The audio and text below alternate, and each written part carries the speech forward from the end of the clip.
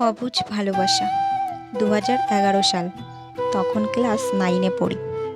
সবেমাত্র গভীর রেখা স্পষ্ট হতে শুরু করেছে। সারাদিন স্কুল আর বন্ধুদের সহিত আড্ডা দেওয়াই ছিল দৈনন্দিন রুটিন। ভালোবাসা কি সেটা নিয়ে তেমন কিউরিসিটি ছিল না।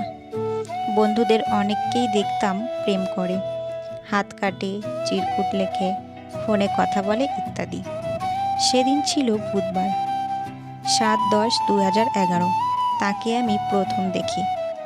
আমাদের ক্লাসের সামনে নিম গাছে হেলান দিয়ে দাঁড়িয়ে আছে আর কার সাথে যেন কথা বলছে আর হাসছে।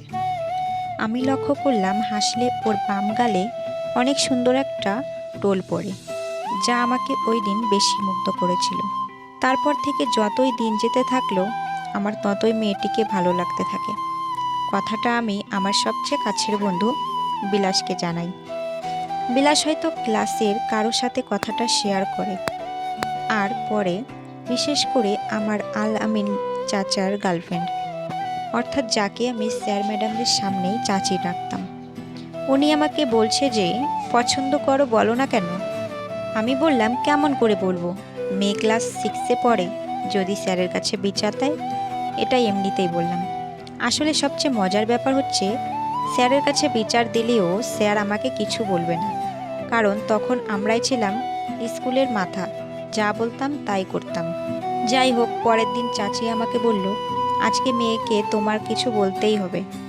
আমি কিছুক্ষণ ইতস্তত করে পরে বললাম, আচ্ছা বলবো। চাচি মেয়েকে আমাদের ক্লাসরুমের দক্ষিণ জানলায় এনে দাঁড় করালো আর বলল, নীল তোমায় কিছু বলতে চাই। আর চাচি বলল, এবার বলো, আমি পাশেই আছি। কি বলবো বুঝছিলাম না। ওইদিকে মেয়েটা বারবার জিজ্ঞাসা করছে, কি বলবেন বলুন। না মানে কি? না মানে না মানে বলছিলাম কি কি এত না মানে না মানে করছেন, বলেন কি বলবেন। আসলে হয়েছে কি, কালকে বলি না আজকেই বলেন, না হলে আমি গেলাম। এই শুনো, আমি না তোমাকে খুব পছন্দ করি।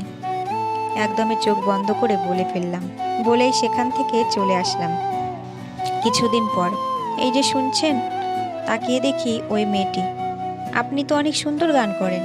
আমি সুন্দর গান করি? কে বলেছে তোমায়? কেউ বলেনি, আমি দেখেছি। ওই যে সেদিন স্যারের সাথে আপনাদের ক্লাসে গানের প্র্যাকটিস করছিলেন। ও আচ্ছা, সেদিন কি জানি কি বলেছিলেন। কি বলেছিলাম শুনতে পাওনি? হ্যাঁ শুনেছি তো। তো উত্তরটা কি দাও। জবাবে কিছু বলছে না, মাথা নিচু করে আছে, হয়তো লজ্জা পেয়েছে। কি হলো, কিছু বলো। কি বলবো? ভালোবাসি তোমায়, এটাই বলো।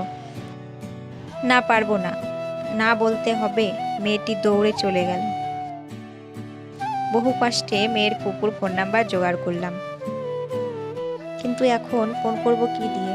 আমার তো ফোন নেই, আর বাসায় ফোন দিয়ে কথা বলা যাবে না। কয়েকদিন পর সে আমাকে পছন্দ করে বলেছে, কিন্তু কথা খুব কম হতো ওর সাথে, কারণ এই স্কুলেই তার খালাতো বোন পড়তো। তারপর একটা ফোন কিনলাম শুধু ওর সাথে কথা বলার জন্য। সম্পর্কটা বেশ ভালো কাটছিল, কিন্তু ফোনেও কথা বলা সমস্যা।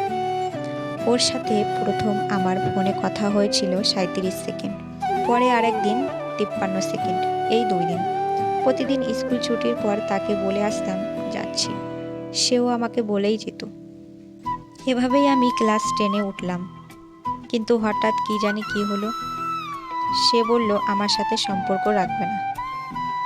আমি স্কুলের পিছনে গিয়ে খুব কেঁদেছিলাম। বিলাস আমাকে ওদের ক্লাসে গিয়ে তাকে অনেক বোঝাইছে, কিন্তু লাভ হয়নি। ও আমাকে ডিরেক্ট বলে দিয়েছে আমার সাথে কোনো সম্পর্ক রাখতে চায় না, কিন্তু কেন তা আমি আজও জানি না। আমি বারবার জিজ্ঞাসা করেছিলাম, কেন সম্পর্কে রাখতে চাও না? সে আমাকে কিছু বলেনি। আমার মতো আরও অনেকেই এই প্রশ্নটাই করে থাকেন, কেন ছেড়ে গেলে? আমার কি দোষ ছিল? যারা চলে যায় তারা একটাই কথাই বলে যায়, আমি জানি না।